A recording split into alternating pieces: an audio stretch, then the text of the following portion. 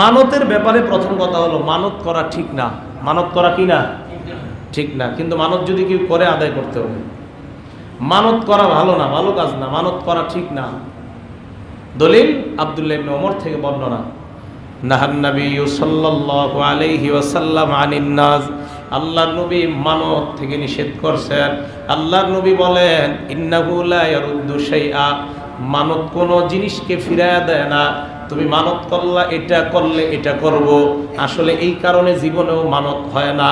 এই যে তুমি বললা আমি মানত করলাম আমার ছেলে হলে আমি এটা করব, মনে রাখবা তোমার ছেলে দেওয়াটাও আল্লাহ আগে থেকেই নির্ধারণ করা।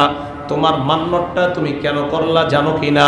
আল্লাহ নবী বলেন ইন্নামা ইস্তাখরাজু বিহি মিনাল বাখিল, মানতের মাধ্যমে কৃপণের কিছু সম্পদ আল্লাহ নিয়ে আসে, কৃপণের কিছু সম্পদ আল্লাহ বাইর করে। কৃপণ টাকা দিতে চায় না, আল্লাহ ওই কৃপণরে কয় তুই মানত কর, মানতের মাধ্যমেও তো তোর কিছু টাকা বের হবে। আল্লাহর নবী বলেন কৃপণের টাকা বের করার জন্যই শুধুমাত্র মানত, অন্যথায় মানত যে করি আমরা এটা হলে এটা করব, এই কারণে জীবনেও হয় না। আপনি মানত করার কারণে যে এটা হয়েছে ব্যাপারটা এমন না। হ্যাঁ, হাদিসের মধ্যে আসছে মানত যদি করেন আপনার আদায় করা লাগবে, কিন্তু মানত করা লাগবে না। কিন্তু যদি মানত করেন আদায় করা লাগবে, যদি মানত না করেন কিছুই হবে না, যদি করেন আদায় করা লাগবে। নবীজি বলছে কইরো না, করলে আদায় করা লাগবে। আর কেন করছো? কয় তোমার কিছু টাকা পয়সা আল্লাহ চায়, এর লেগে বাইর করছে। দ্বিতীয় বর্ণনা আবু হুরায়রা, দেখেন কি কয়, লা ইয়াতি ইবনে আদম আন-নাজরু বিশাই, মানব বনি আদমের ভাগ্যের কোনো পরিবর্তন ঘটায় না।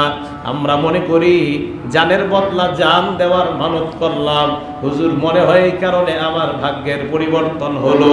আল্লাহর নবী কয় বনি আদমের কোনো ভাগ্য পরিবর্তন হয় না মানতের মাধ্যমে। আল্লাহ নবী বলেন লাম ইয়াকুন কদ কদ্দারতুহু, আল্লাহ বলেন আমি যতটুকু ভাগ্যে নির্ধারণ করলাম তাই হবে। শুধু তাই নয়, ওয়ালাকিন ইউলতিহিল কদরু মা কদ্দারতুহু লা, এই যে লোকটা মানত করে এটাও আমি তার তাকদিরে লেখা রাখছি তাই মানত করছে। আসলে জানের বদলা জান, এটা মূলত কোনো ব্যাপার না। আল্লাহর নবী বলেন এই যে তুমি মানত করলা এটা তোমার ভাগ্যে লেখা তাই তুমি মানতটা করলা। আর এক বর্ণনায় আব্দুল্লাহ ইবনে ওমর বলেন আওলাম ইউনহাউ আনিন নাজ, এ জনগণ তোমাদের কি মানত করা থেকে নিষেধ করা হয় নাই? কেন তোমরা মানত করো?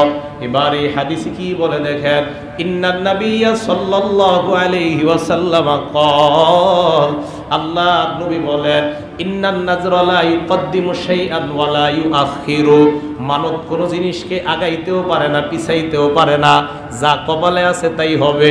মানত আগাইতেও পারে না পিছাইতেও পারে না। হ্যাঁ, আমি আপনাদেরকে ভাগ্য পরিবর্তনের একটা আমল শিখাইতে পারি, এটা মানত না, এটার নাম হলো দোয়া। যেই ভাগ্যগুলা পরিবর্তন হওয়ার নয়, এগুলা ছাড়া অন্য যেই ভাগ্যগুলা আছে, যেমন মরণ আপনি এটা পরিবর্তন করতে পারবেন না, আপনি দুনিয়াতে আসবেন এটাও পরিবর্তন করতে পারেন না, তবে কিছু ভাগ্য আছে দোয়ার মাধ্যমে পরিবর্তন করা যায়। এই ভাগ্যটার নাম হলো ঝুলন্ত ভাগ্য।